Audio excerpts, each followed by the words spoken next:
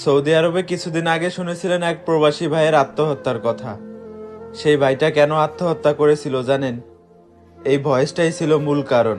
তুমি বিদেশে যাইয়া মেলায় সুখে আছো, একটা বছর হয়ে গেছে তুমি বিদেশে গেছো।